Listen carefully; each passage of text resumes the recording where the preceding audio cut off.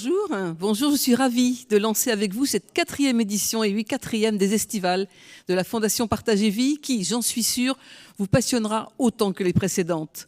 Savoir, éthique et grand âge, voilà le thème choisi cette année. En pratique, que faut-il savoir pour accompagner au mieux les personnes âgées? Comment modifier les représentations que l'on se fait d'elles? Avant de donner la parole aux 2 premiers intervenants, je vous propose de regarder une courte vidéo.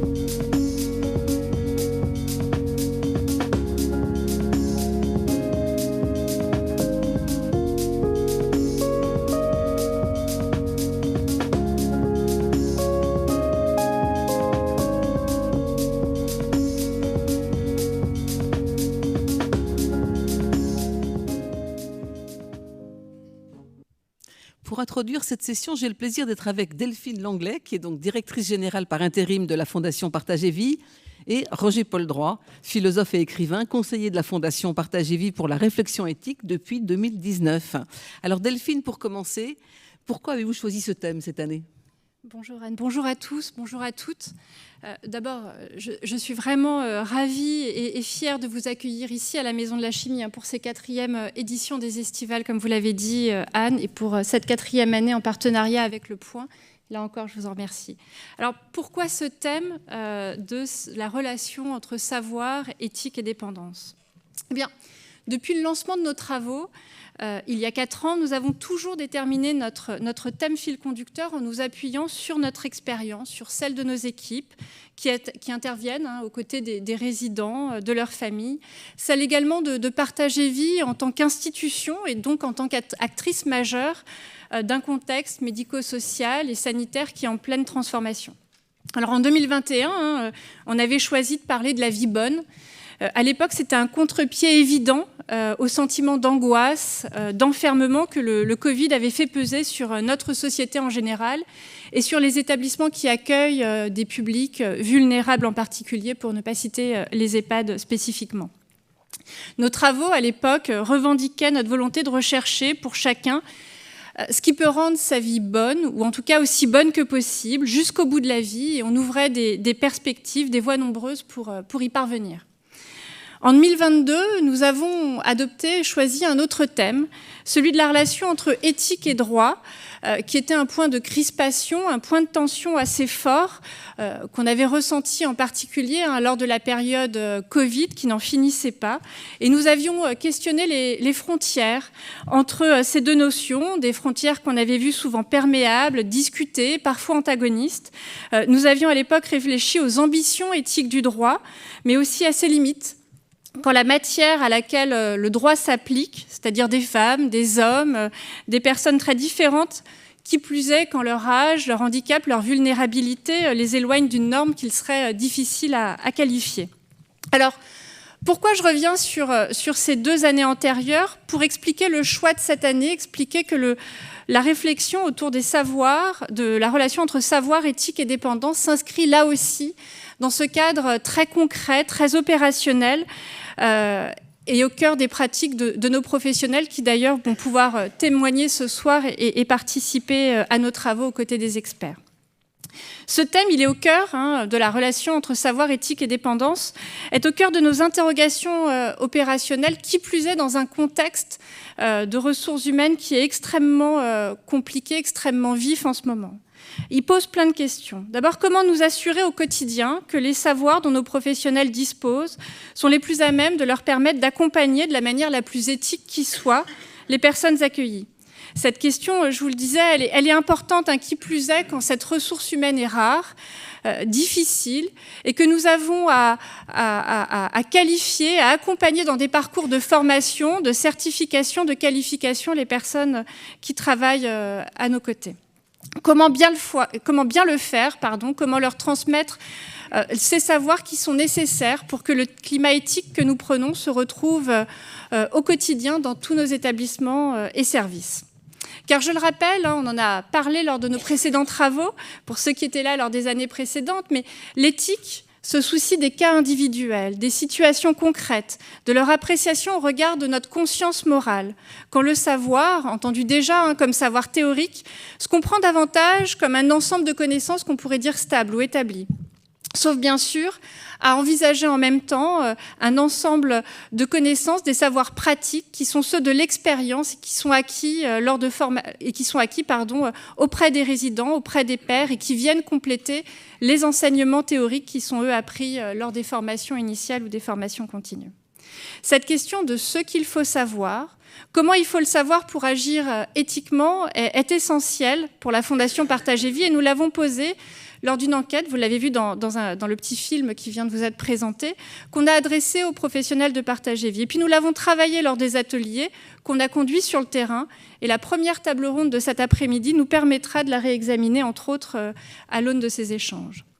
Ces premières questions, elles en ont appelé d'autres, notamment une question qui pourrait être en quelque sorte asymétrique. Se demander quel savoir favorise des comportements, des attitudes, un accompagnement éthique, nous conduit à nous demander si l'éthique est elle-même un savoir en tant que tel, et dans ce cas-là, comment le partager, comment l'enseigner. Et puis enfin, ce thème de cette année nous a invités à aller au-delà de ces questions opérationnelles pour aller chercher une interrogation que je qualifierais de plus sociétale. La question du grand âge, en effet, elle est universelle. Sauf accident de la vie, notre vieillissement est inexorable, et pour certains d'entre nous, peut-être environ 10-20%, notre dépendance aussi. Or, l'agisme qui règne dans nos cultures fait de cet horizon un état à retarder sans cesse plutôt qu'à préparer. Nos représentations collectives du grand âge sont faites de peurs, de fantasmes et d'idées préconçues. L'institutionnalisation de la dépendance a en outre contribué à accentuer cette tendance en plaçant la dépendance finalement hors de notre champ quotidien, hors de notre espace de savoir. Donc nous avions envie de questionner ces limites de la représentation qui créent forcément des biais, parfois des difficultés, des tensions avec les personnes qu'on peut être amené à accueillir, avec leurs proches, lorsque nous, gestionnaires d'établissements médico-sociaux, nous les accueillons à un moment qui est évidemment un moment charnière de leur vie. Cette question de la représentation a animé nos travaux, elle aussi, et elle fera l'objet de cette deuxième table ronde que vous verrez en deuxième partie de journée. Je voudrais conclure ces mots introductifs en remerciant tous ceux qui ont accepté de prendre la parole ce soir, cet après-midi, à nos débats. Le croisement de leurs voix, qui va être forcément très divers, très complémentaire, fera, j'en suis sûre, toute la richesse de notre colloque. Et puis, ces remerciements s'adressent aussi à vous, Roger Paul, en particulier, parce que vous nous accompagnez avec attention, avec des éclairages absolument indispensables depuis 4 ans, et c'est extrêmement précieux pour Partager Vie. Merci beaucoup. Alors, Roger Paul, je me tourne tout de suite vers vous. L'éthique est évidemment au centre de vos préoccupations, des nôtres aussi d'ailleurs. Est-ce qu'elle peut faire bon ménage ou mauvais ménage avec le savoir ? Alors, je vais essayer de l'éclairer un tout petit peu, en quelques mots seulement, pour prolonger ce que vient de dire Delphine Langlais, que je remercie vivement des termes bienveillants qu'elle a employés à mon égard. Alors, je vais continuer à mettre en lumière rapidement le sens et la portée du thème de cette année, en commençant d'abord, justement, Anne, par préciser le style de la démarche éthique de Partager Vie. C'est une réflexion éthique qui se veut collective et utile pour construire, tous ensemble, un climat imprégnant les comportements quotidiens. Parce que l'éthique, ce n'est pas une course en solitaire. Elle ne le sera jamais, elle ne peut pas l'être. C'est toujours une construction à plusieurs. D'abord parce que l'accompagnement du grand âge rassemble quantité de personnes qui sont toutes humaines et en même temps toutes dissemblables, résidents différents, professionnels de plusieurs spécialités, de divers corps de métier, familles et proches aux profils divergents. Ce travail collectif est une invention permanente, une construction qui doit constamment s'améliorer et se réélaborer pour parfaire l'accompagnement. Au fil des ans, j'ai pu constater combien cet accompagnement mobilise chez tous les professionnels que j'ai rencontrés une immense bonne volonté, une conscience très vive de vouloir faire au mieux. Le problème, c'est qu'ils ne savent pas toujours de quelle façon, parce qu'en fait, nous avançons, pour une part, en terre inconnue.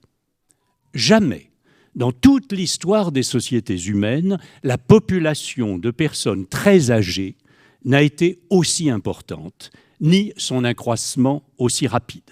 Dès lors, le nombre de personnes dépendantes, même s'il est minoritaire, s'accroît et va s'accroître en proportion pour atteindre des chiffres jamais atteints. La situation pourrait donc, très schématiquement bien sûr, se résumer ainsi. D'un côté, les savoirs relatifs au grand âge ont connu ces dernières décennies des progrès absolument considérables. Et leur diffusion ne cesse, elle aussi, de progresser, même si, bien sûr, il reste toujours à faire dans la recherche, dans l'enseignement, dans les formations. Mais, d'un autre côté, l'application de ces savoirs divers, médicaux, psychologiques, organisationnels, etc., se confronte à une série de difficultés. Accroissement du nombre de résidents, ajustement des connaissances et des décisions à chaque cas singulier, sans oublier, Delphine Langlais l'a souligné, le manque de personnel qualifié qui conduit à embaucher sur certains postes des personnes qui n'ont pas encore reçu de formation spécifique.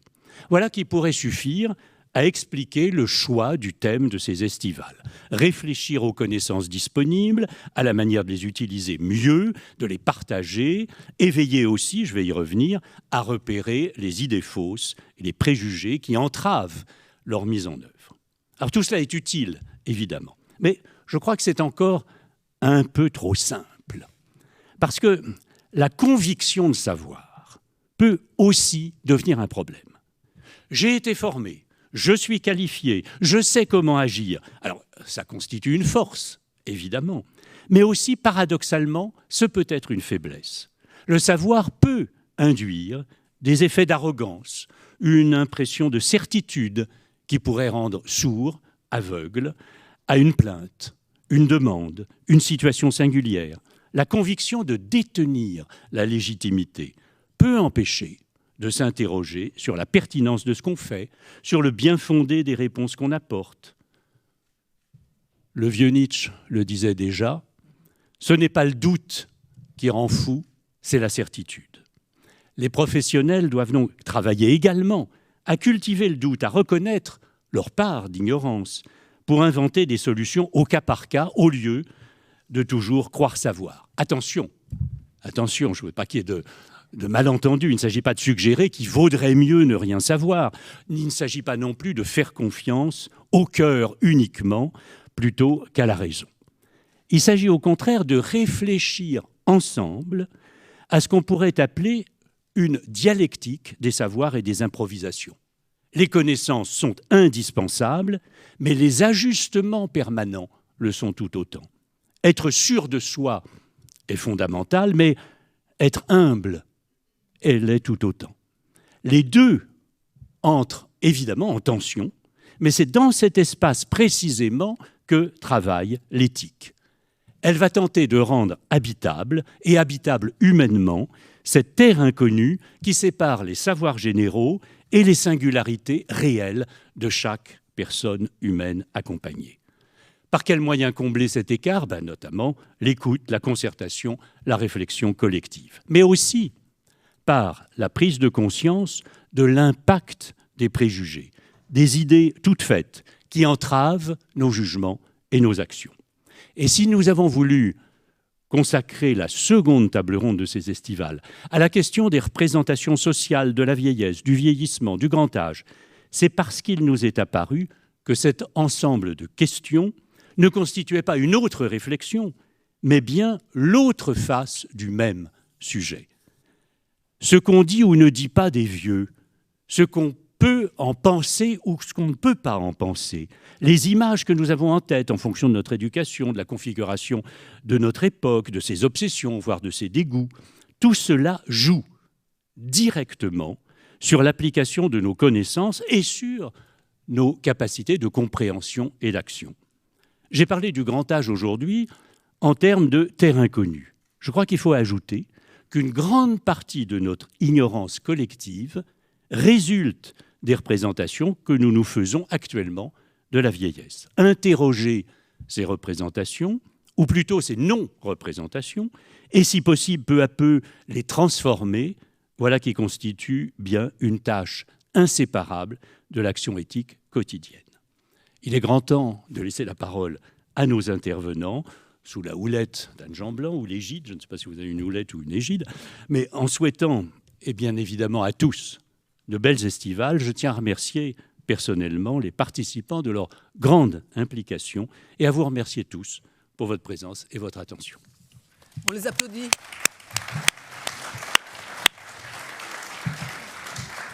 Moi, je vous remercie tous les deux pour ces brillantes introductions et puis j'appelle les intervenants de la première table ronde à nous rejoindre avec un petit jingle.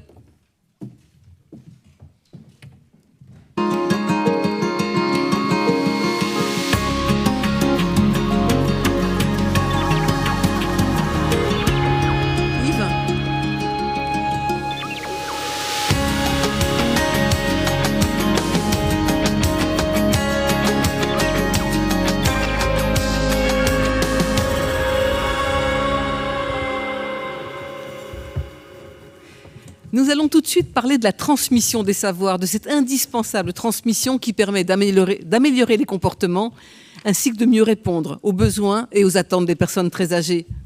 Mais quelles sont les connaissances médicales, psychologiques ou juridiques à partager? Quelles expériences professionnelles faut-il transmettre? Que doivent savoir les proches, les aidants et les résidents eux-mêmes? Pour répondre à ces importantes questions et à bien d'autres, je vous présente le professeur Yves Agide, neurologue, membre fondateur de l'Institut du cerveau et auteur de très nombreux ouvrages absolument passionnants. Joëlle Aufren, aide-soignante à l'EHPAD Les Chantournes, dans la ville de Leversoude, à côté de Grenoble. Geneviève Delézy de Parseval, ils ont fait exprès pour que je puisse tourner la tête dans tous les sens, qui est psychanalyste et écrivain. Le professeur Claude Jandel, directeur de l'école de gériatrie et de gérontologie de Montpellier et conseiller médical de Partager Vie. Et Dana Jourde, j'aurais fini, qui est directrice de l'Institut de formation Partager Vie à Lyon. Avant de leur donner la parole, je vous emmène faire une petite visite à l'EHPAD Les Trois Roses à Épernay. Le trou est déjà préparé. Bien. Oui.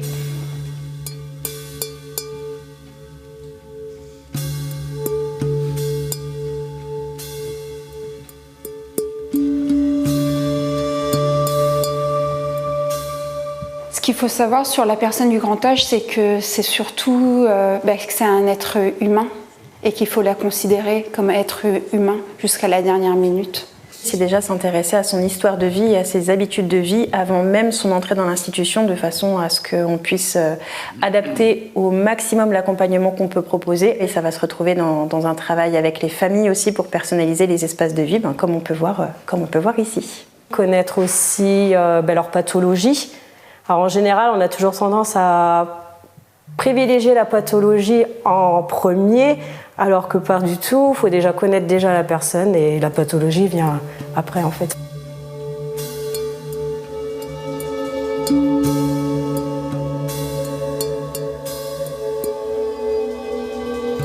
Les connaissances importantes à avoir quand on est psychologue en résidence comme les Trois Roses, ça va déjà être d'appliquer le code de déontologie des psychologues, où on va vraiment mettre en place une démarche éthique dans l'accompagnement thérapeutique.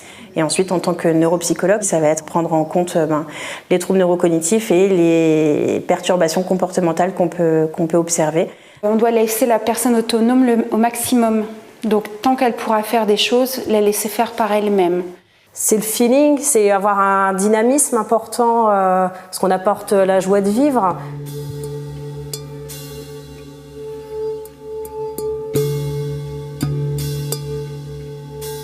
Lors des formations, c'est vrai qu'on insiste beaucoup sur l'écoute. Et après, non, c'est au fond de soi, en fait. La question de l'autonomie, c'est quelque chose que j'ai appris à l'école, mais le terrain, c'est encore mieux, et c'est là qu'on voit les compétences des gens et ce qu'ils sont encore capables de faire. C'est sûr que la théorie, effectivement, c'est important de l'avoir, mais la pratique, rien ne peut l'égaler.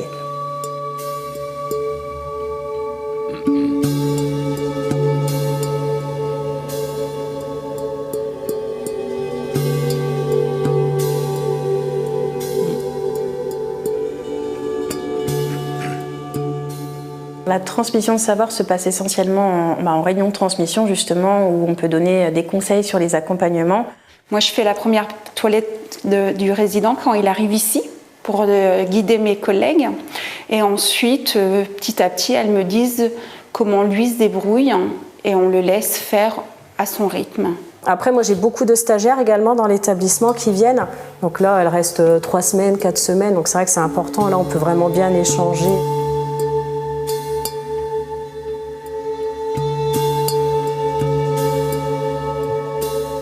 S'il y a une seule chose que je voudrais apporter à quelqu'un qui commence dans le métier, c'est la communication.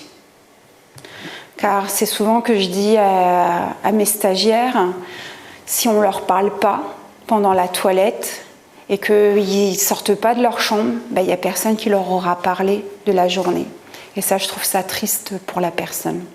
Ça serait de travailler sur la notion de bientraitance au maximum, parce que je pense que tout le monde est bienveillant, mais au-delà de la bienveillance, il doit y avoir de la bientraitance. Donc ça va vraiment être le respect du souhait de l'habitant à l'instant T. La chose que je préconiserais chez la personne qui souhaite travailler dans une maison de retraite, c'est l'empathie. Se mettre à la place d'eux.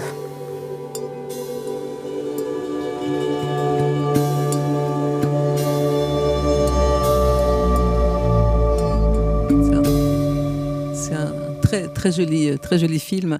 Je me tourne vers vous, Dana Jourde et Joël Aufren.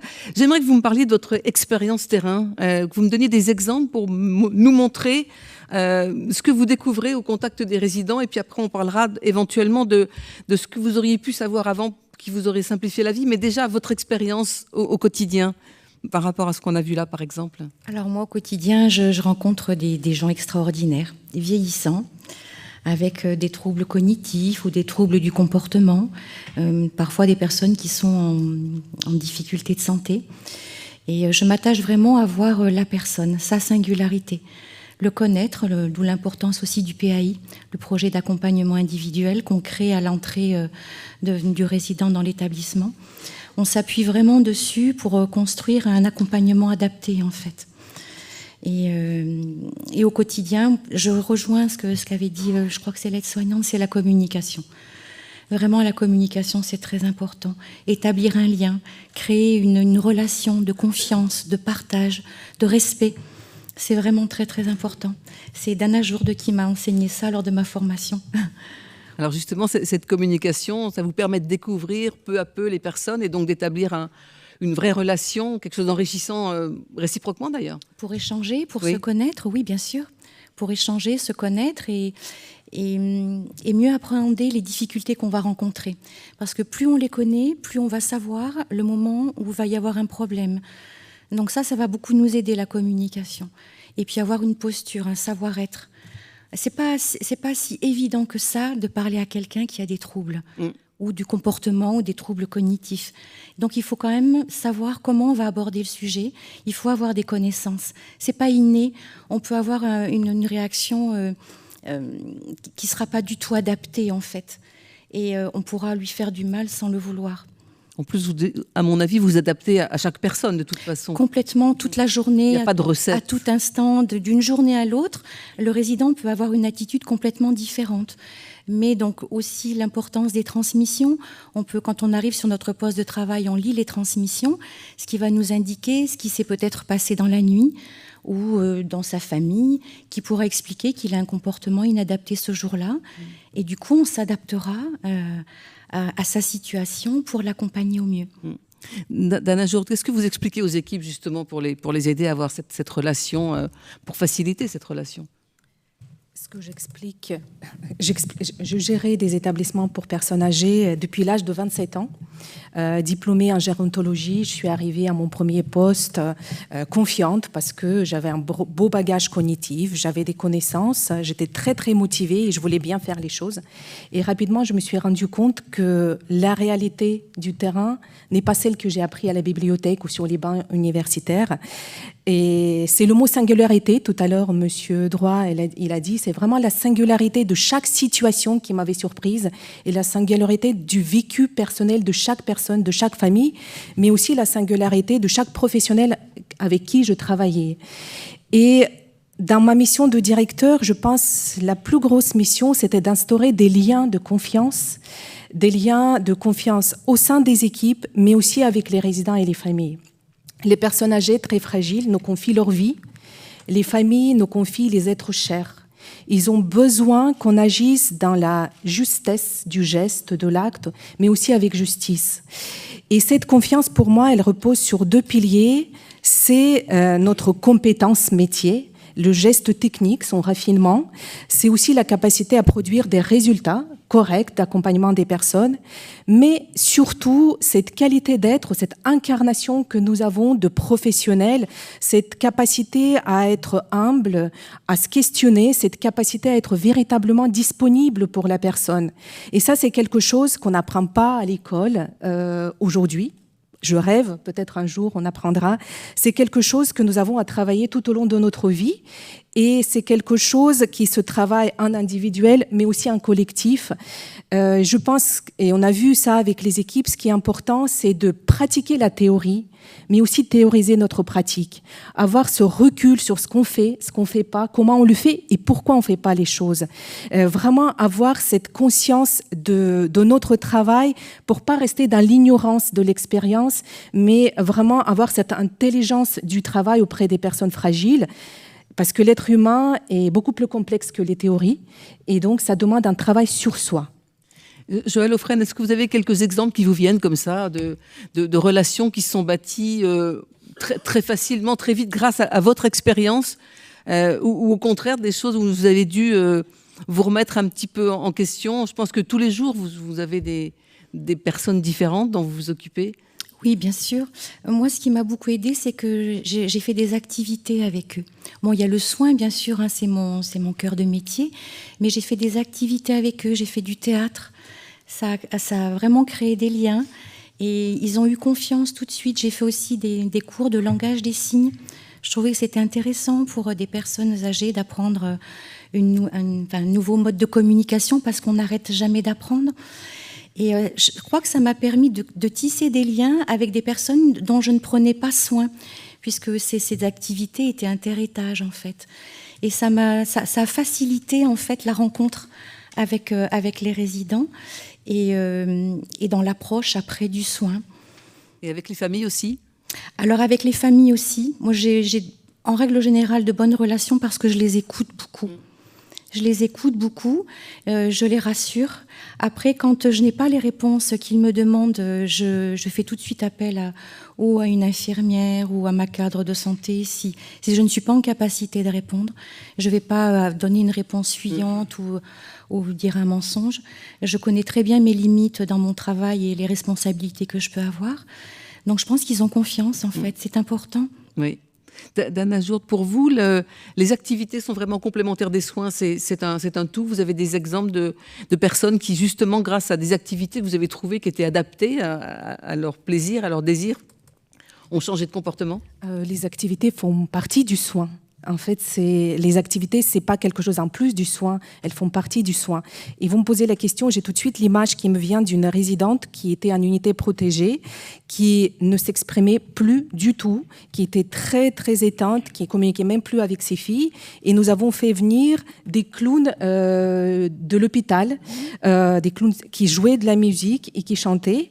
Et puis ils animaient le groupe, la dame ne réagissait pas et une des intervenantes a laissé le violon sur la table.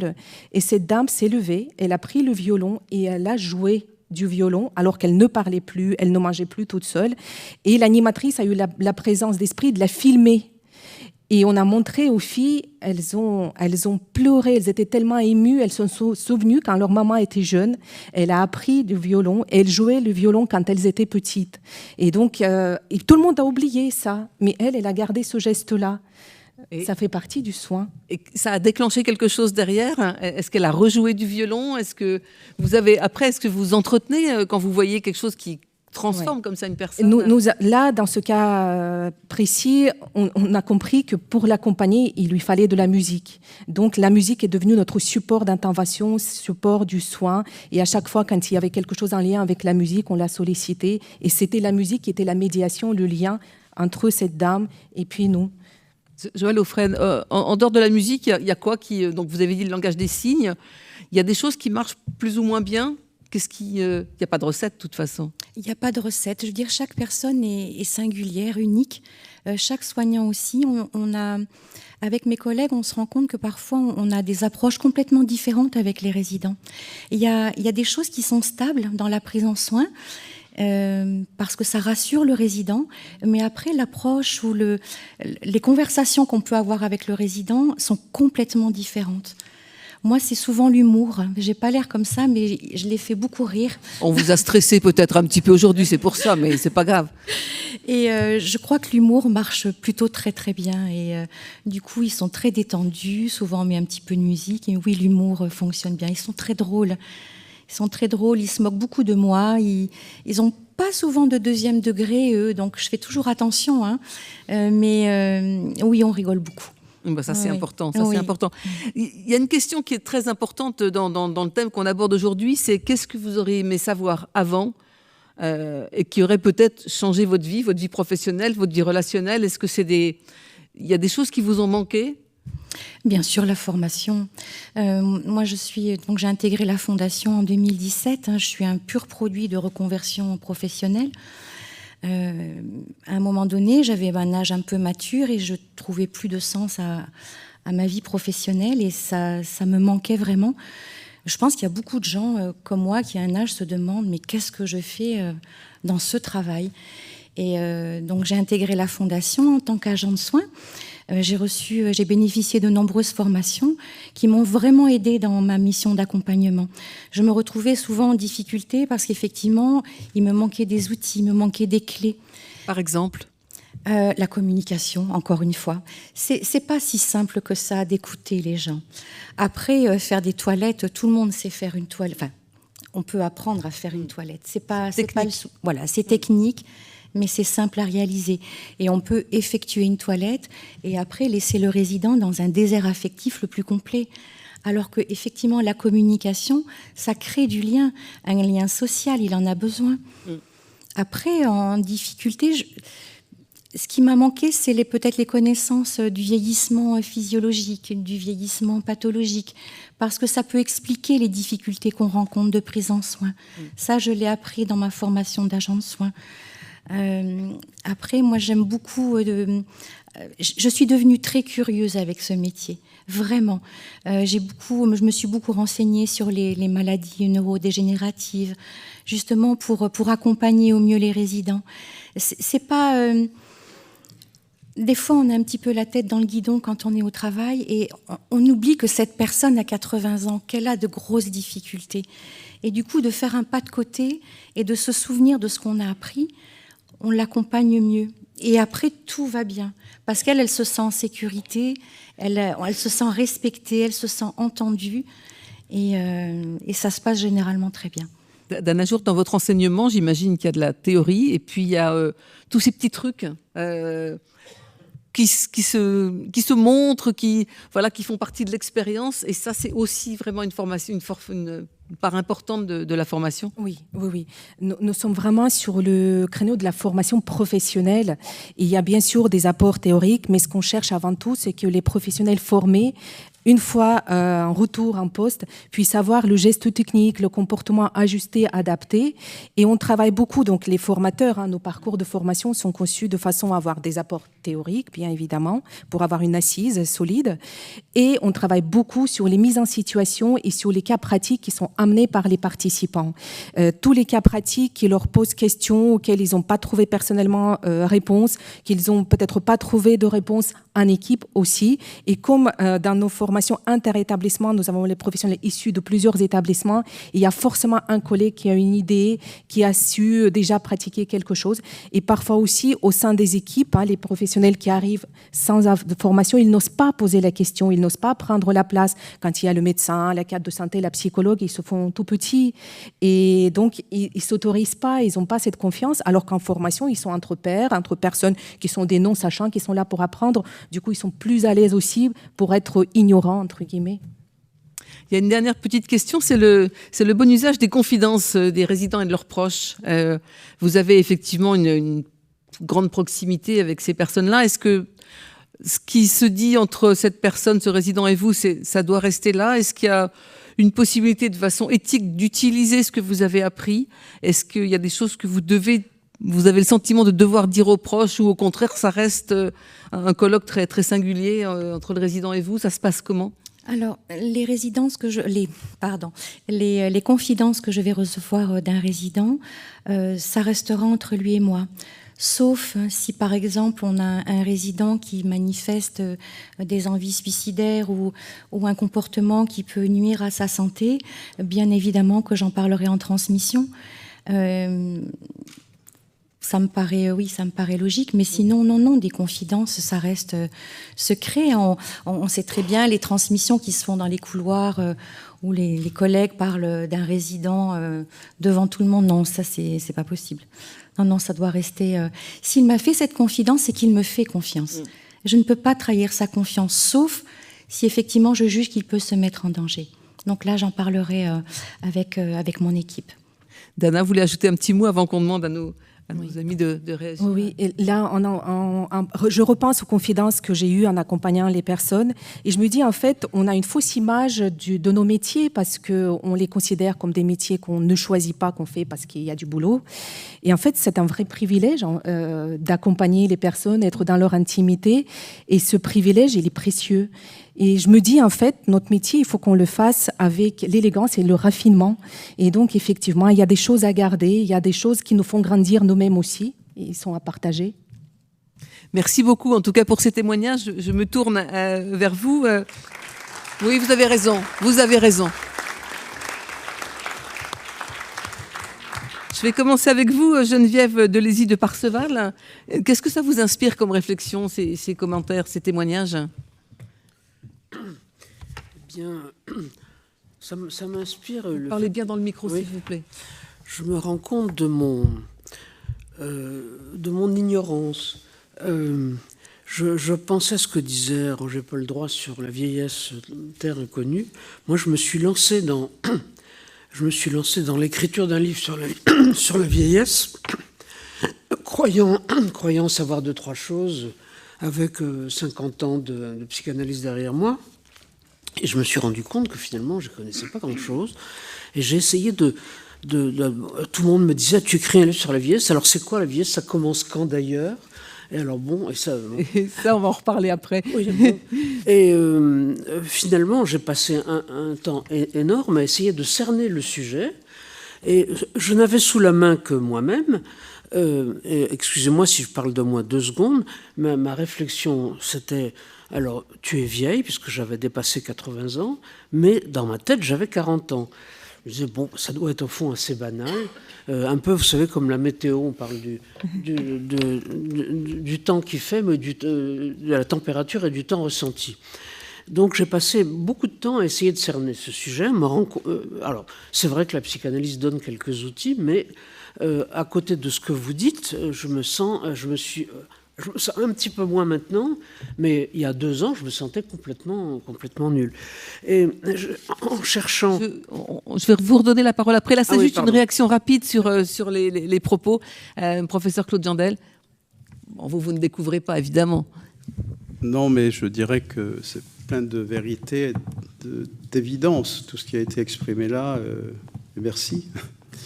Vous avez bien traduit ce que ressentent les équipes, d'une part, les difficultés à appliquer les concepts, ce qu'on va évoquer après, les limites, aujourd'hui, en particulier dans le cadre qui nous est un peu imposé, la possibilité que ça génère des frustrations, certainement, dans les esprits de chacun et chacune qui œuvre auprès de nos résidents en particulier.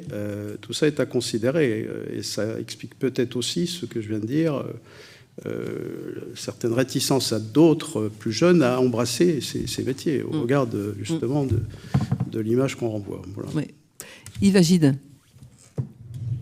D'un côté, bravo, hein, vous êtes formidable. Si vous vous embêtez dans cette fondation, si vous voulez venir travailler avec moi, je vous prends toutes les deux. C'était pas le but du jeu. Ah, c'était pas ça qu'il fallait dire. Bon, c'est pour rire. Non, je pense moi, je retiens deux choses de ce que vous avez dit. La première, c'est l'humanisme, c'est-à-dire l'établir des liens sociaux par la communication. Au fond, se comporter avec ces personnes âgées qui sont si particulières, comme on se comporte avec les gens qu'on côtoie tous les jours. On cherche l'autre, on cherche à être en collectivité. Alors voilà, ça, vous l'avez très très bien exprimé. Il y a une deuxième chose que vous avez dit vous-même, je crois important, c'est pour ça que je suis là d'ailleurs. C'est-à-dire que il faut bien comprendre ce que c'est que le vieillissement.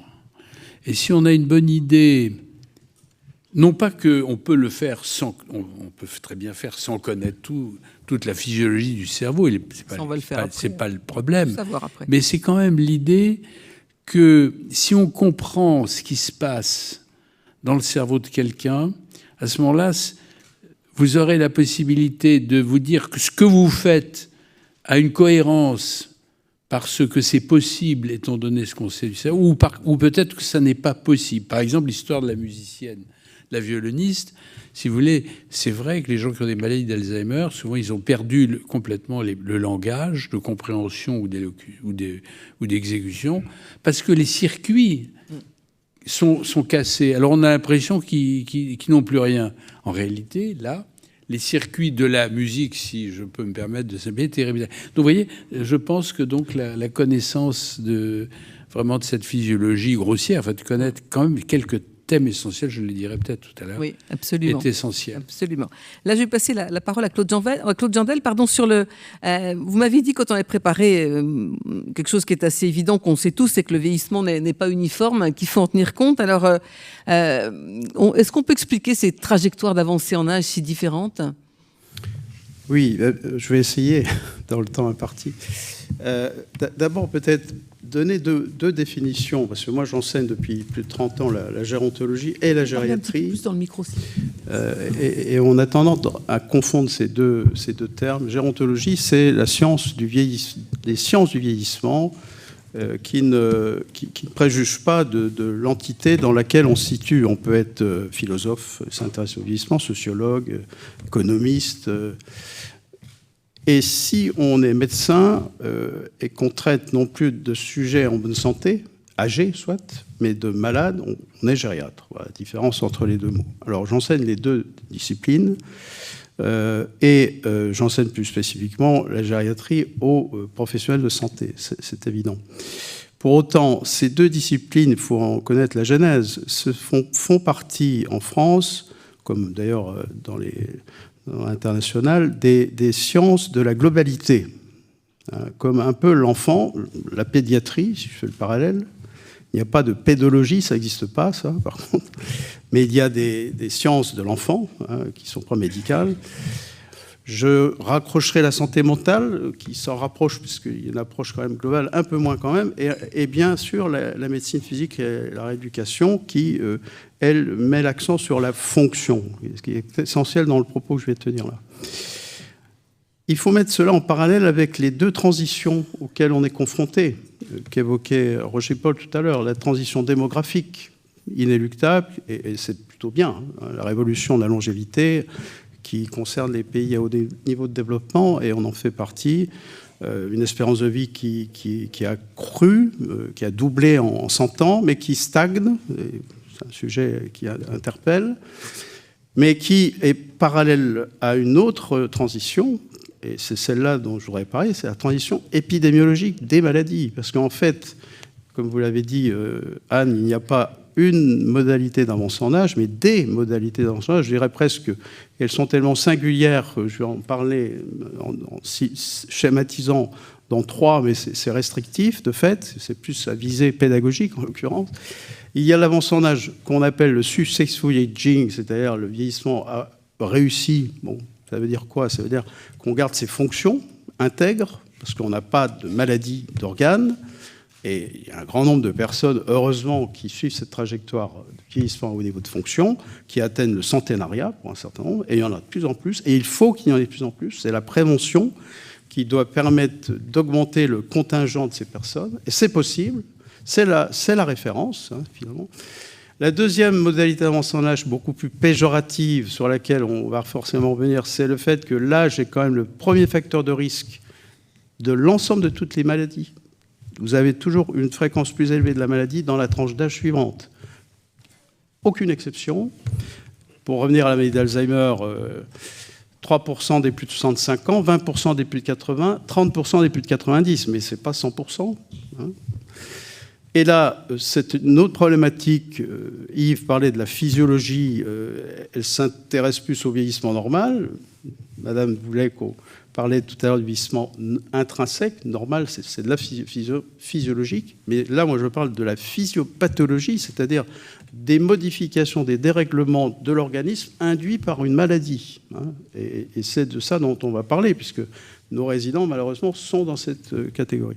Et puis, il y a une troisième modalité d'avance en âge, c'est le fait qu'on peut voir ses capacités fonctionnelles commencer à se réduire par de perte d'autonomie, c'est le vocable consacré aujourd'hui, fonctionnel, sans pour autant être déjà atteint d'une maladie. Donc c'est entre les deux trajectoires, si vous voulez. Mais ce paradigme-là expose au risque de basculer dans le deuxième, c'est-à-dire dans la maladie. Donc c'est ce qu'on appelle la fragilisation. En fait, c'est le fait que nous sommes des organismes, je ne vais pas vous faire un cours, mais des organismes munis d'organes. On parle beaucoup de la lésion, de la structure, mais on ne parle pas assez des fonctions qui sont portées par ces organes. En fait, on ne vit que grâce aux fonctions que nos organes nous procurent. Et je crois que c'est le modèle fonctionnel que Philip Wood avait mis en exergue dans les années 80 et sur lequel on commence à revenir dans les systèmes de santé. On se rend compte qu'on a oublié ce modèle, ce qui n'est pas le cas des rééducateurs, ce qui n'est pas le cas des gériatres qui considèrent qu'il faut faire en sorte de récupérer tout ce qu'on peut récupérer en termes de fonction, et c'est possible très longtemps, hein, à défaut de pouvoir guérir, hein, on peut récupérer ou réduire, freiner la perte de fonction, parce qu'en fait, la perte d'autonomie, la dépendance, puisque c'est de ça dont il s'agit, c'est quoi? C'est le fait de ne plus être capable d'assurer les actes de la vie quotidienne, parce que l'organe ou les organes sont atteints de lésions qui altèrent leur fonction. Alors, on n'est plus capable de marcher, de voir, etc. La problématique aujourd'hui de nos résidents d'EHPAD, c'est qu'ils sont accueillis dans des situations de plus en plus extrêmes. On a retardé leur accueil en établissement. Ça vaut d'ailleurs aussi un peu pour les résidences autonomie, un peu moins. Mais finalement, à ce stade-là, ce sont des personnes, j'insiste bien, ce sont des personnes qui ont 80 ans de vie derrière elles, qui ont vécu 80 fois une année. Hein, et le temps s'exerce de la même façon pour tous. Hein, ça ne prend rien. On est tous égaux vis-à-vis du temps. Et qui, subitement, passent d'un lieu de vie à un autre, mais sont complètement méconnus du futur lieu de vie. Et ils arrivent avec 80 années de fardeau, enfin au sens positif du terme, avec une histoire de vie, un récit de vie considérable, mais dans des situations qui font qu'ils ne sont pas toujours capables de pouvoir restituer eux-mêmes leur récit de vie. Déjà, première difficulté, et ça, ce que nos collègues disaient tout à l'heure, c'est d'une très grande richesse, mais c'est difficile. Alors, les proches sont là parfois, mais un grand nombre de nos résidents, malheureusement, sont isolés. Hein. Et puis, il faut pouvoir avoir le temps, surtout, de reconstituer cette histoire de vie. Ensuite, de par les maladies, parce que ce ne sont malheureusement pas qu'une maladie, ce sont parce que le fait qu'ils sont multimorbides, comme on dit, atteints de maladies, notamment du système nerveux central, il y reviendra tout à l'heure, mais pas que, malheureusement. Ils sont atteints de maladies somatiques, pas développées, mais cardiaques, rénales, pulmonaires, et puis sensorielles aussi, ce qui fait qu'ils cumulent les handicaps sensitifs, sensoriels, moteurs, cognitifs, psychocognitifs. Et c'est une complexité extrême, si vous voulez, pour nos soignants, l'ensemble de nos professionnels qui les accueillent dans cette situation, qui ne les connaissent pas, qui n'ont pas les informations qui les précèdent, qu'il faut reconstituer avec les éléments à disposition, avec un temps contraint, dans un contexte de tension, pas besoin de développer, ce qui fait qu'on occulte finalement l'étape essentielle, centrale, qui devrait pourtant être une part de solution, hein, et on le sait depuis de très nombreuses années, mais on a bien du mal de déployer ce process ce que vous avez évoqué tout à l'heure, le plan d'accompagnement personnalisé. Alors, tout le monde est d'accord pour dire qu'il faut qu'il soit personnalisé, bien sûr, parce que aucune situation n'est identique à une autre, hein, et elle change en plus. Mais ce plan d'accompagnement personnalisé, c'est le moment idéal, à condition d'avoir le temps, pour transmettre du savoir. Oui. Je peux poursuivre ou c'est trop long? Oui, non, mais j'avais juste une question à vous poser qui était plus pratique pour terminer. C'est ce bilan-là qui pour vous conditionne tout ce qui suit après comme relation entre les soignants et les résidents. C'est la pierre angulaire. Ouais. Alors s'il y a bien quelque chose qu'on peut améliorer, c'est ce moment-là, à condition d'avoir le temps de le faire. C'est un moment de co-construction interprofessionnelle, interdisciplinaire, qui permet de recueillir les préférences, les attentes, les désirs, enfin l'histoire, mais encore une fois, avec la difficulté de communication. Je prends un exemple pour rebondir sur la toilette. Bon, on a dû inventer quand même, il y a de ça une quinzaine d'années, des échelles pour évaluer la douleur chez ces personnes. Parce que si on vous pose à vous la question, avez-vous mal? On a des échelles analogiques visuelles. On vous demande de situer entre 0 et 10. Parce que vous comprenez la question et vous êtes capable de graduer. Mais les personnes dont on parle ne comprennent pas la question, elles sont encore moins capables de situer. Donc, on a inventé des échelles d'hétéro-évaluation qui s'appuient sur la communication non verbale, c'est-à-dire pendant la toilette, nos soignants sont normalement formés à identifier, à partir de petits signes d'attitude, posture, d'attitude anormale, de mimique anormale, des douleurs, une douleur, et de la codifier, et de l'évaluer, et de la réévaluer sous l'effet d'un traitement. C'est des échelles qui montrent bien la complexité de la démarche. Ces échelles existent. Nos soignants, normalement, sont censés les prodiguer. Mais encore faut-il avoir aussi le temps de le prodiguer. Alors, ce temps-là est central. Il y en a un deuxième temps central. Là, il ne va pas avoir trop de temps pour le deuxième temps. C'est frustrant, c'est très frustrant. Mais je sais, mais autrement, c'est les autres qui ne pourront plus intervenir. Oui, alors c'est eux qui seront frustrés. Si vous voulez, je termine. Je pense qu'il y a deux éléments encore rapidement. Il y a ce temps essentiel qui est le temps d'accueil des premières semaines, en fait. Là, on a un gros travail à faire, à condition d'impliquer l'ensemble de l'équipe, et avec des règles, des procédures qui sont assez standardisées. Deuxième temps, c'est le retour d'expérience. Ça a été un peu évoqué également tout à l'heure. Quand on identifie des situations anormales, qu'on appelle effets indésirables, graves ou pas d'ailleurs, c'est le moment de se réunir en équipe pour, à travers une situation, analyser la situation, appliquer des process aussi assez bien standardisés pour identifier les failles. Et ce sont des moments d'échange et où on va essayer de comprendre, le mot comprendre, la situation et pourquoi elle est survenue. Et ça se partage. Troisième message et dernier message, eh bien, c'est les méthodes pédagogiques. Il faut que nos méthodes soient adaptées à ce qu'on envisage là, qui est complexe quand même, puisque avec des prérequis différents. Nos professionnels n'ont pas les mêmes prérequis. Entre une aide-soignante, une infirmière, un médecin et les autres professionnels, ce ne sont pas les mêmes prérequis. Donc on parle de prérequis différents. Donc il faut ajuster ce qui n'est pas évident. Et c'est ce travail. Les méthodes existent. J'en cite une, c'est s'il vous plaît, rapidement là. L'apprentissage par problème, qui est une méthode pédagogique basée sur la psychologie cognitive et qui est une méthode particulièrement rompue à permettre justement ces ajustements interdisciplinaires. Voilà, Merci beaucoup. Alors Yves Agide, je voudrais savoir maintenant ce qu'on sait du cerveau, du vieillissement normal et du vieillissement pathologique du cerveau, parce que ça, c'est une vraie source d'inquiétude aussi. Parfois, la frontière est un peu tenue, non ? Il faut faire comme Claude, il faut parler très peu, c'est ça.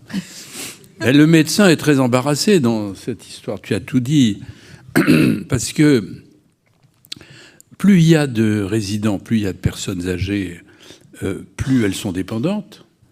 Et à ce moment-là, la médecine intervient, évidemment, elle soigne bien ces personnes, si bien qu'il y a de plus en plus de malades. Donc on est dans un cercle qui n'est pas vicieux, c'est un cercle tout à fait vertueux, évidemment, où les pouvoirs publics, entre parenthèses, sont complètement... on ne sait pas quoi faire, quoi. Toutes ces personnes très âgés, en bonne santé, et surtout beaucoup de malades, comme tu l'as souligné. Qu'est-ce qu'on va en faire? Alors, c'est vrai, mais c'est un pactole pour les leaders de l'industrie qui inventent des choses absolument extraordinaires, comme des pâtes des crèmes anti-âge, des perlimpinpins qu'on retrouve joyeusement dans les urines, comme les antiradicaux, les compléments alimentaires, les vitamines, très utiles, les vitamines au Biafra, mais chez nous, ça n'a aucun intérêt, sauf des cas vraiment très exceptionnels, ça. Et là, si vous voulez, pour moi, c'est peut-être le message que je voudrais donner, c'est qu'en réalité, tout ça, c'est des raisonnements sur des croyances. Il n'y a pas de raison de donner ces médicaments qui sont des placebos. J'en choquais beaucoup. Mais par contre, ce qu'il faut faire, c'est faire ce que vous disiez, madame. C'est-à-dire, il faut croire à des choses, mais il faut le croire avec raison, sur des choses raisonnables, sur des choses validées. Et c'est là qu'effectivement, la science intervient un peu. Alors, j'aime bien votre réponse, mais ce n'était pas ma question. Donc, comment on peut faire la différence entre le vieillissement normal et pathologique du cerveau pour dans leur vie quotidienne, pratique, hein? Est-ce qu'il y a des signes? Est-ce qu'on peut enseigner des choses? Ils l'ont tous dit, alors je ne vais pas répéter ce qui a été dit. Sur le plan physiologique, il faut d'abord savoir ce que c'est que le vieillissement, quand même. Alors, le vieillissement, tu as raison, c'est la partie somatique. Le corps est très important, évidemment, toutes les maladies, d'ailleurs qu'on retrouve aussi dans le cerveau. Mais il faut savoir que le corps ne pense pas. C'est quand même la tête qui pense. Donc c'est la tête qui est le comportement. Donc le vieillissement du cerveau, c'est quelque chose qui est essentiel parce que c'est ce qui donne l'apparence du vieillissement. Si vous avez quelques cheveux blancs ou les rides ou des machins, c'est pas très important. Par contre, si quelqu'un marche mal, tombe, s'il a des oublis, s'il a des incontinences urinaires ou s'il est déprimé, c'est ça vraiment le problème important du vieillissement. En plus, ce vieillissement n'est pas uniforme, comme tu l'as dit, il est en pièces détachées. Alors, ce qui est vrai pour le corps, là, on a des petites taches, les ongles qui viennent strier, enfin bon, etc., etc. Mais dans le cerveau, où vous avez 200 milliards de cellules, toutes ces cellules vieillissent à des vitesses différentes. Par conséquent, ça donne les symptômes les plus extraordinaires et les plus différents d'une personne à l'autre. Donc c'est pour ça qu'il y a des gens, par exemple, le grand problème du vieillissement dont on ne parle pas souvent, c'est quand même c'est les chutes, ces gens qui tombent. Ils tombent de plusieurs façons, il y a plein de raisons. Dès qu'on voit quelqu'un tomber, on me dit « Ah ben oui, j'ai mal aux genoux ». Les genoux, ça fait pas tomber, ça fait boiter, c'est pas pareil. Enfin bref. Donc oui, ce vieillissement, il faut le connaître parce qu'il est pas uniforme, il se fait en pièces détachées. Pour répondre à votre question plus particulièrement, c'est qu'en effet, vous avez des hypernormaux, vous avez des marathoniens qui font encore des marathons, des nonagénaires, je veux dire, qui font du marathon. Et puis, il y a des gens qui sont comme ceux que tu connais mieux que moi, qui ont des maladies d'Alzheimer au dernier degré, que vous connaissez parfaitement bien. Oui, mais en réalité, la distinction entre les deux n'est pas complètement évidente. Sur le plan clinique, sur le plan au microscopique, quand on regarde les cerveaux, et sur le plan moléculaire. Alors, sur le plan clinique, vous avez des maladies d'Alzheimer qui sont extrêmement lentes, qui vont durer plusieurs, souvent chez les personnes âgées, c'est très très lent. Et au début, on ne sait pas si c'est normal ou pas.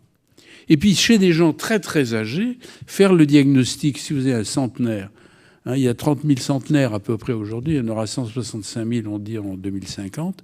Chez les personnes très très âgées, c'est très difficile de reconnaître un syndrome parkinsonien débutant ou une maladie d'Alzheimer, etc.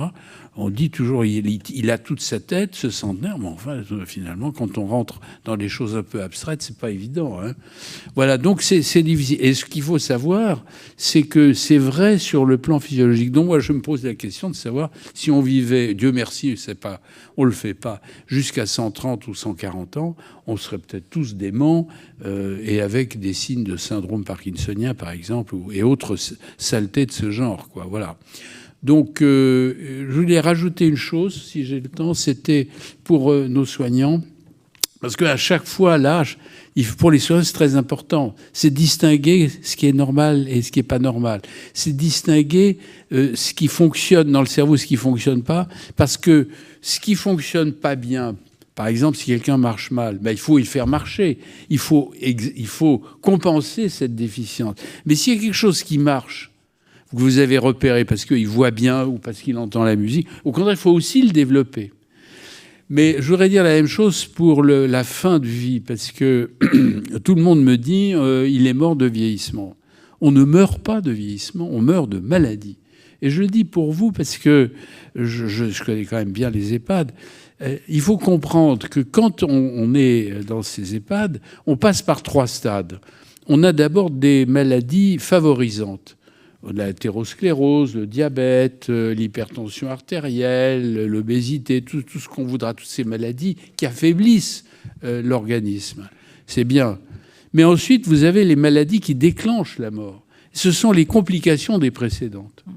Par exemple, un infarctus du myocarde, c'est la complication de l'athérosclérose.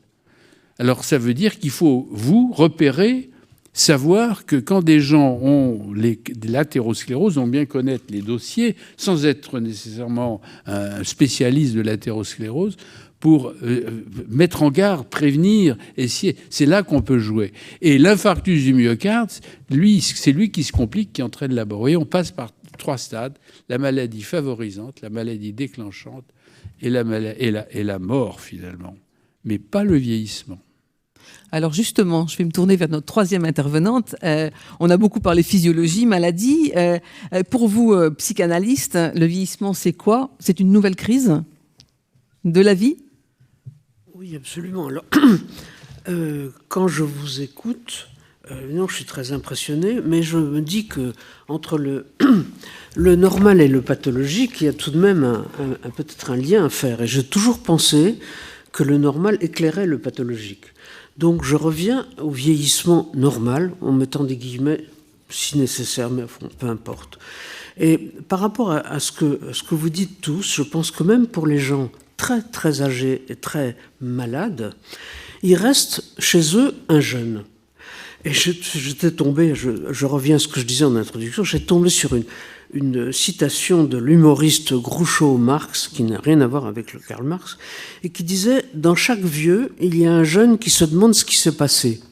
C'est joli ça. Et je pense vraiment qu'au-delà de la boutade, qui en dit très long, il y a un noyau jeune dans tout le monde, dans la mesure où nous sommes tous des êtres humains.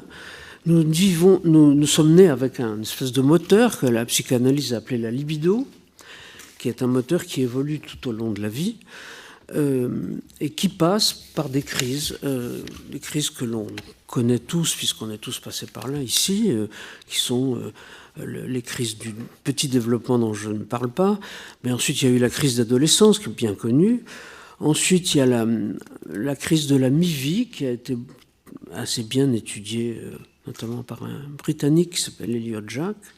Et puis ensuite, il y a une espèce d'état un peu bizarre qu'on appelle la vieillesse, mais dont comme je le disais, personnellement, j'ai eu beaucoup de mal à cerner les contours, et qui est une nouvelle crise. C'est-à-dire, qu'est-ce que c'est qu'une crise? C'est-à-dire que c'est un état où tout se rejoue à nouveau.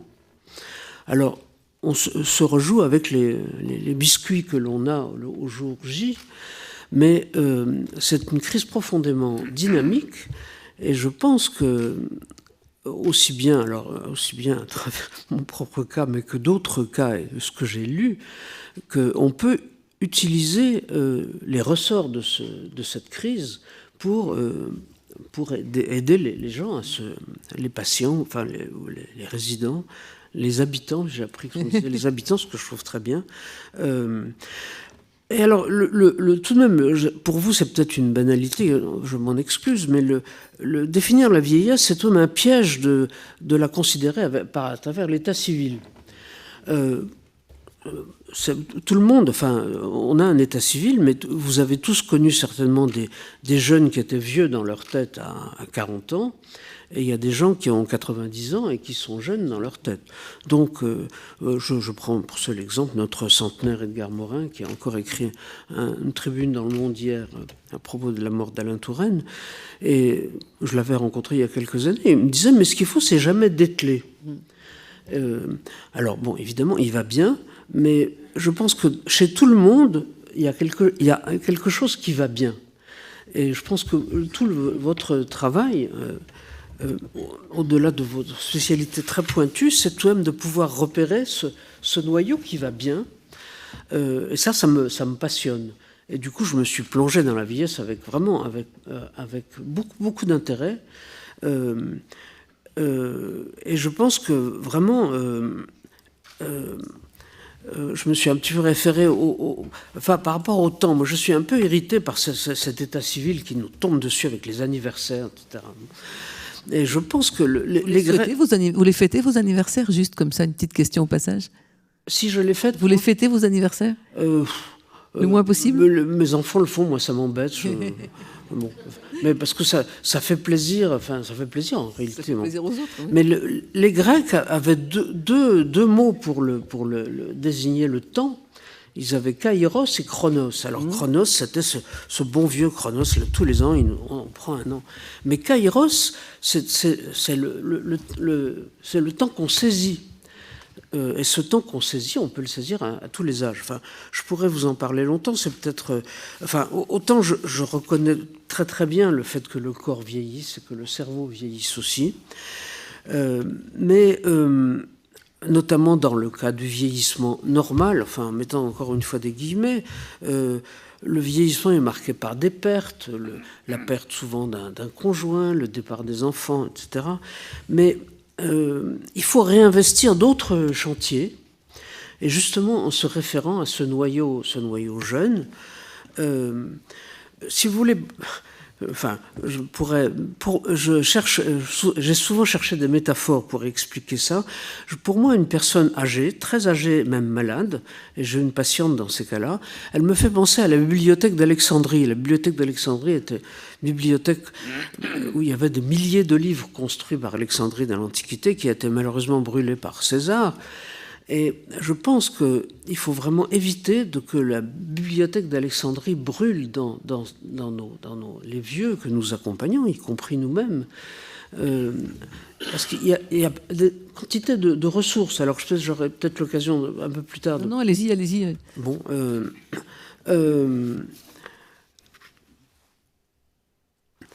Redonner confiance, par exemple. Je ne sais pas si c'est le moment d'en parler. Parlons-en. La petite expérience que j'ai, mais des personnes âgées, mais depuis mon livre, je me suis, dans le cadre d'une association dont je fais partie qui s'appelle Vieux et chez soi, j'ai eu l'occasion de rencontrer pas mal de gens très âgés, notamment des femmes. Je me suis rendu compte à quel point les femmes âgées étaient dévalorisées du fait qu'elles avaient déjà été dévalorisées toute leur vie. Parce qu'elles ont fait tout dans leur vie, elles ont fait quelquefois des enfants, mais elles ont fait la cuisine, le ménage, la comptabilité. Et ce sont des tâches qui n'étaient pas valorisées dans la société. C'était plutôt les tâches que faisait leur mari, qui gagnait plus d'argent, etc.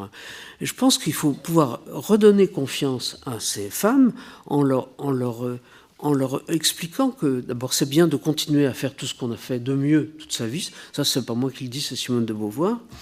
Et écouter leurs talents particuliers. talents qui étaient un peu mis sous le boisseau pendant très très longtemps, parce qu'elles étaient prises dans une espèce de cursus. Il y a un véritable plafond de verre pour les femmes âgées, il me semble. On a l'habitude d'employer cette expression pour les career women, mais je crois que ce plafond de verre, il existe aussi pour les femmes âgées. Et, enfin, dans la mesure où je pourrais continuer à m'intéresser à ce sujet, ça m'intéresserait beaucoup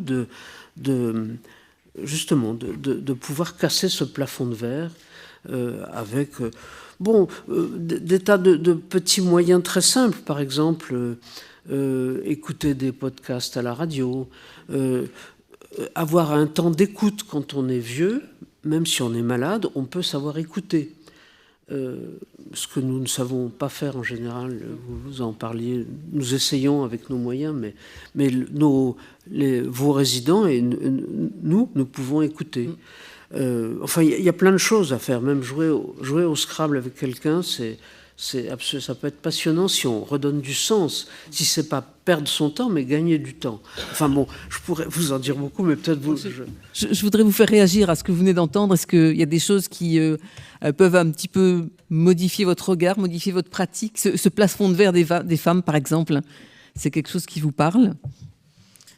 Oui, bien sûr. Après, je ne pourrais pas employer les mots qu'employait Madame. Je buvais ses paroles, c'était vraiment très intéressant.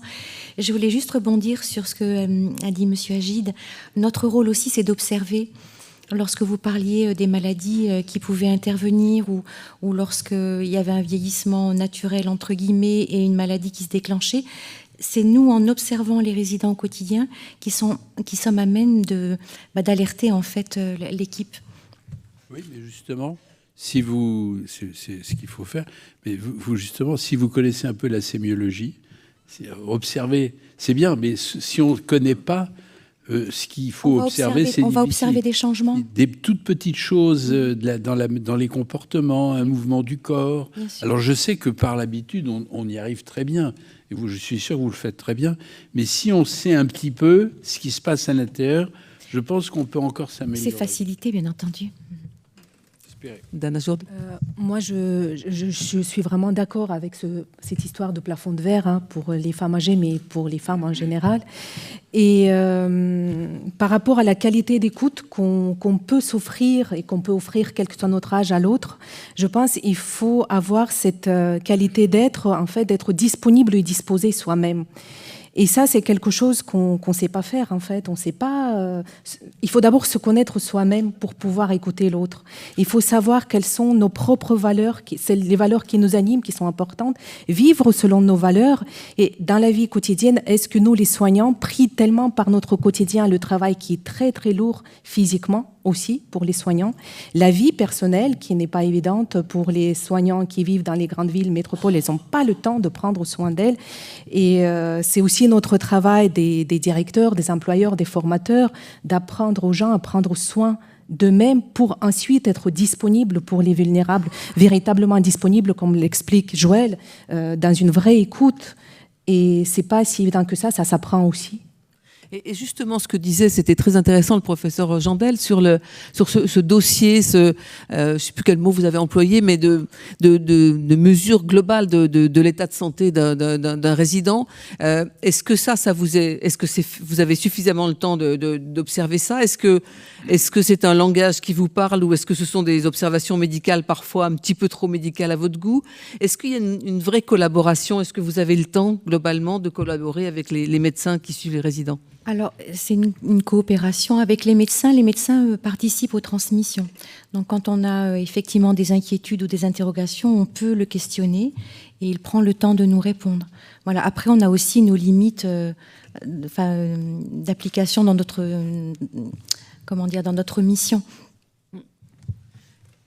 Yves Agide, quand on... Allez-y, Claude. Oui, une des difficultés par rapport à la question que vous soulevez, c'est quand même l'organisation de l'établissement. On est quand même dans un modèle d'organisation un peu particulier qui est peut-être le seul, où cohabitent ou doivent cohabiter des professionnels salariés, des professionnels libéraux qui ne sont pas dans l'établissement, qui ne dépendent pas directement de l'établissement, Et donc, pour trouver le bon phasage de temps, notamment le moment opportun pour que tout le monde puisse se rencontrer, c'est pas simple. Oui, mais je sais pas. Je trouve que là, l'idée de travailler à plusieurs, avec une collectivité, un certain état d'esprit, ce qui veut dire qu'il faut qu'il y ait plusieurs disciplines, il faut aussi qu'il y ait un leader, il faut qu'il y ait quelqu'un qui emmène. Et la prise en charge des patients, aujourd'hui, je pense qu'elle doit être toujours collective. Est-ce que l'aspect psy, entre guillemets, à votre avis, est suffisamment investigué ?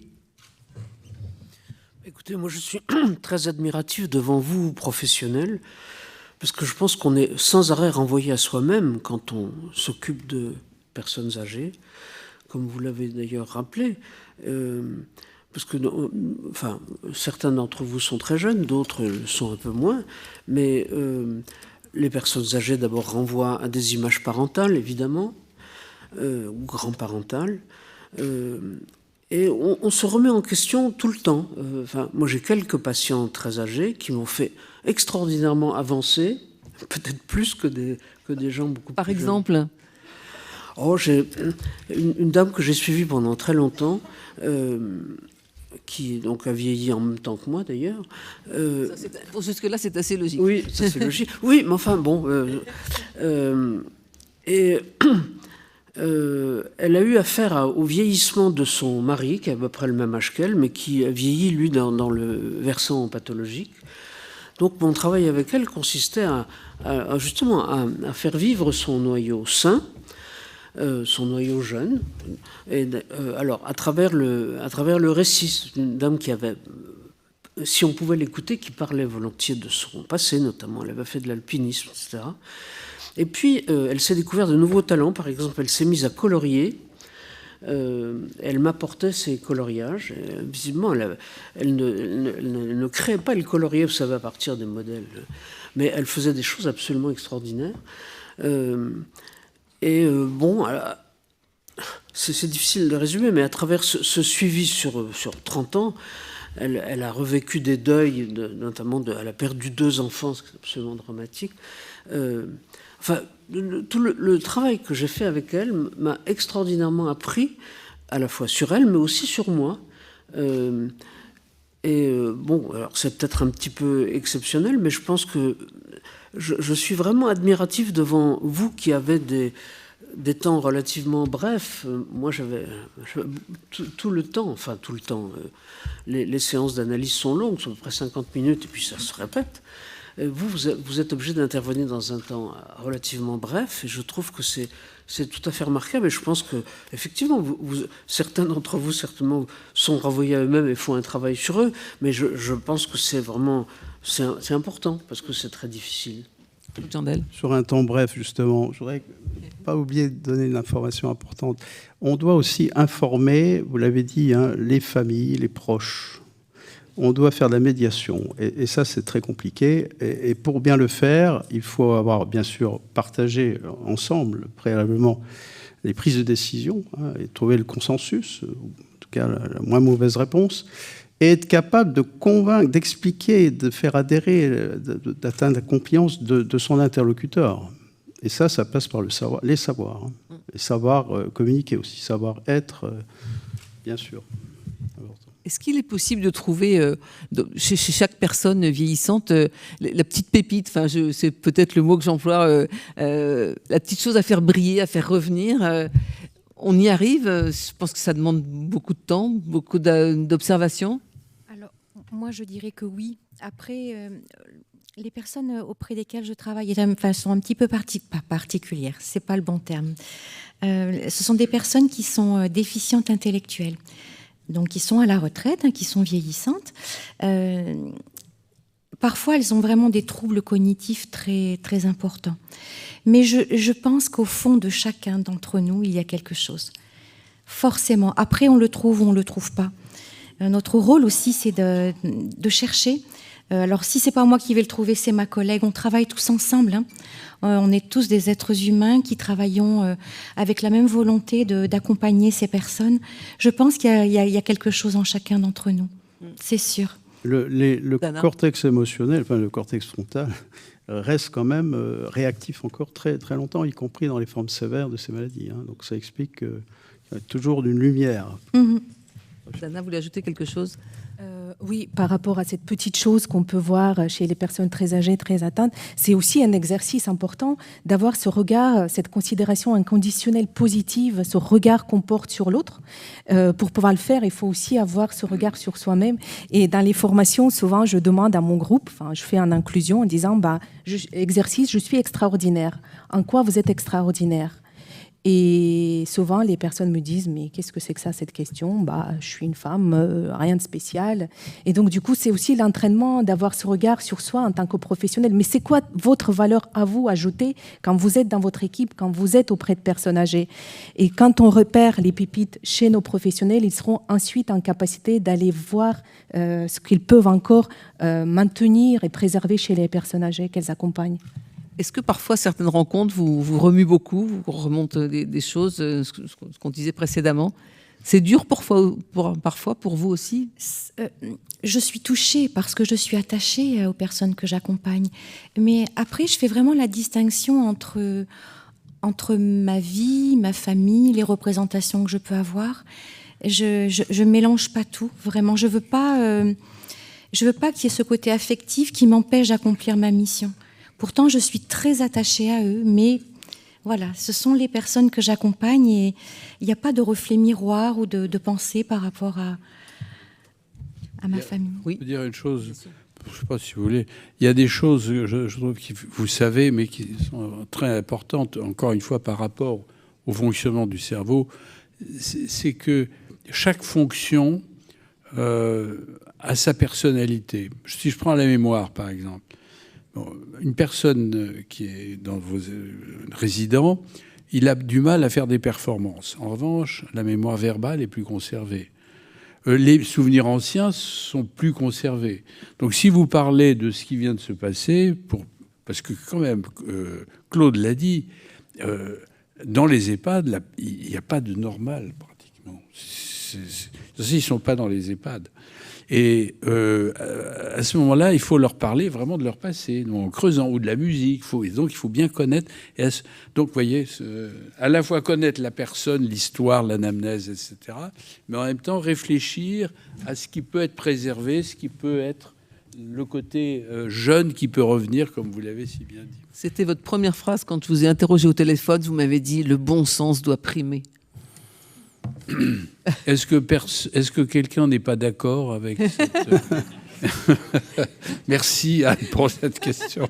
Je voudrais réagir en disant, par rapport à ce qui vient d'être dit là, que ces métiers dont on parle actuellement avec un mot rattaché, c'est attractivité. Hein, oui. Il n'y a pas un article qui n'en parle pas aujourd'hui. Bon. Ces métiers sont probablement parmi les plus compliqués à exercer. Je les mets au pluriel, hein, c'est le métier de la chaîne des acteurs. Hein. Compliqué pour toutes les raisons qu'on vient d'évoquer. Parce que ce sont de nouveaux métiers, en fait. Pourquoi ? Parce que ce sont de nouvelles situations qu'on ne voyait pas il y a 20 ans. Ces maladies avaient une espérance de vie plus courte. Donc on ne voyait pas ces formes sévères, très sévères de ces maladies. Donc il faut inventer, quoi. On est dans quelque part... Justement, comment les rendre attractifs, ces métiers ? Eh bien, en dehors de l'aspect financier, évidemment. C'est une question complexe.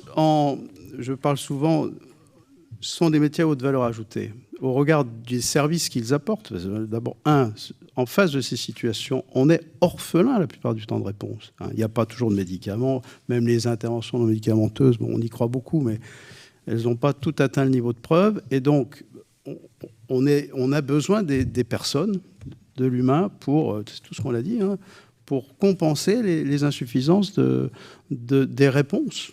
Et peut-être que demain, on aura des réponses. Mais aujourd'hui, on est dans une part d'impasse aussi. Hein. Et c'est ces métiers qui font un peu, qui pallient, en fait, qui font un peu la variable d'ajustement. Et donc, il faut les rendre attractifs parce qu'ils sont riches, ça a été dit, je ne vais pas reprendre les propos. Les personnes qui les exercent, en général, une fois qu'ils les exercent, ils restent. Hein. Alors, il y a des turnovers, on sait bien, mais moi, je vois aussi dans mon service à l'hôpital, il n'y a pas de tant de turnover que ça, hein, et pourtant ce sont des personnes assez jeunes qui les embrassent. Alors c'est peut-être ça, d'ailleurs, une question qu'on doit se poser. Est-ce qu'il y a un âge optimal à partir duquel on doit embrasser ces métiers? C'est probablement pas à la sortie des écoles. Voilà ce que je veux dire. Probablement pas. Yves-Agile ? Oui, vous me posiez la question du bon sens. Effectivement, le bon sens, chacun conduit sa vie avec bon sens.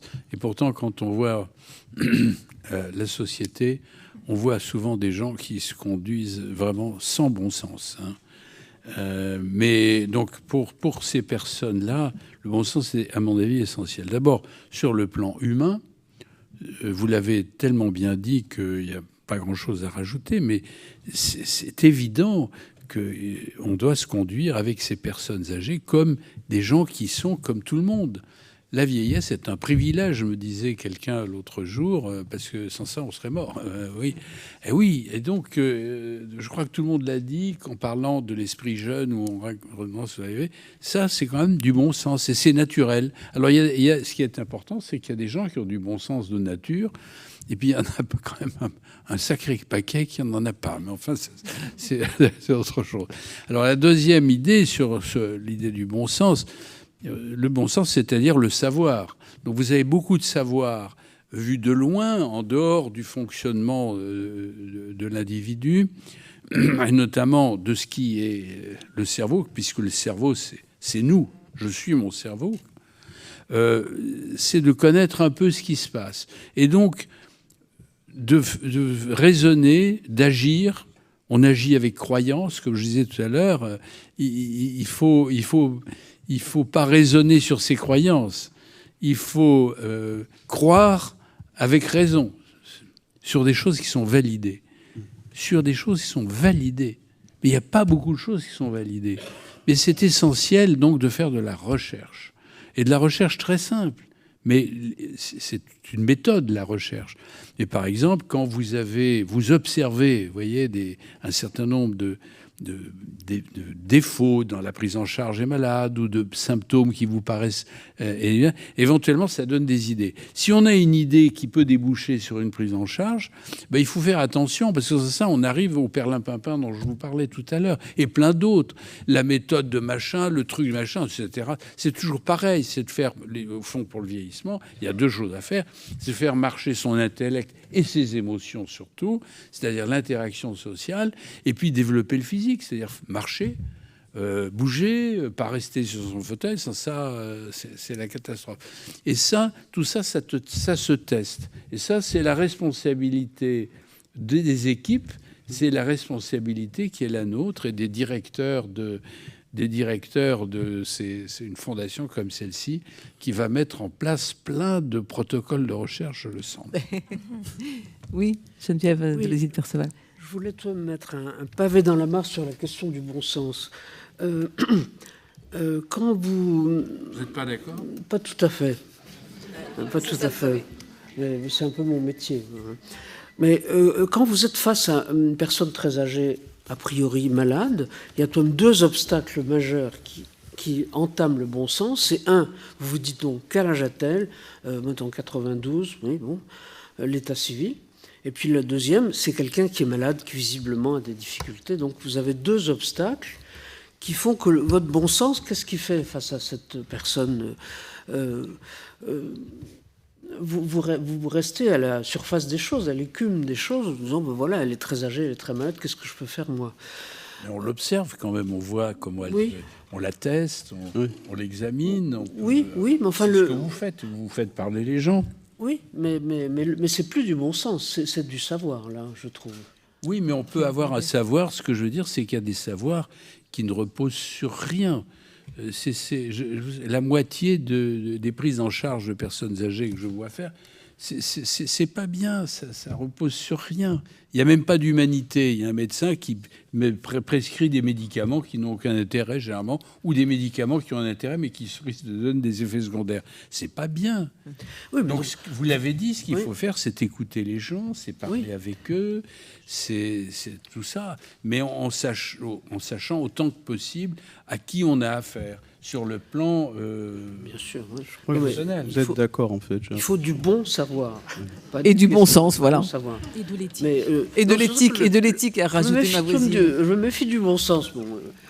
Oui, je comprends. En fait, je comprends. Parce que le bon sens qui va trop loin, ça s'appelle la stupidité. Oui, d'accord. Et nous sommes dans le bon timing. Et je vous remercie vraiment beaucoup pour votre participation. Nous nous retrouvons à 18h30 précise pour un autre débat qui sera, j'espère, au moins aussi passionnant. Merci beaucoup à vous.